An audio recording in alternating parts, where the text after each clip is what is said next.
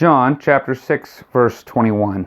Then they were willing to take him on board, and at once the boat was at the shore where they were heading.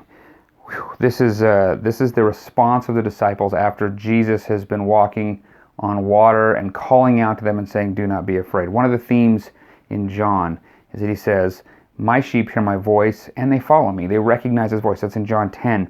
And here, when the disciples heard Jesus' voice, his physical voice, they knew it was him, and they had great comfort, and they brought him into the boat. And then there's this additional miracle that we go, "Wow, how's that possible?" And at once they were at the shore where they were heading. It's like they just, the storm was no longer an issue, and Jesus just maybe got them there. Maybe that's just a way of saying they didn't have any problem rowing after that, and they got there. It could be a couple things. One of the questions that we might want to ask is, how come Matthew recorded Peter going out on the water, but John didn't?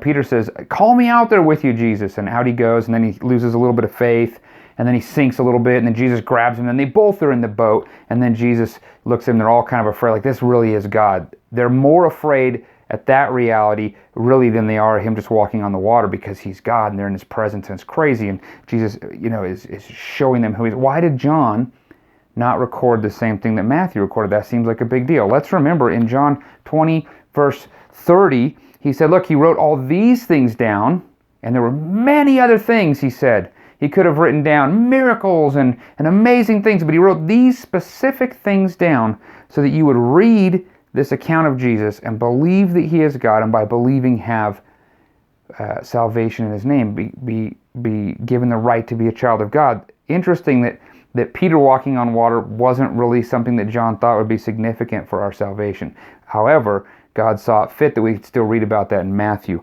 What an account. Jesus walks on water, proves that he is who he says he is, and it's a miracle so that we can believe and have life in his name.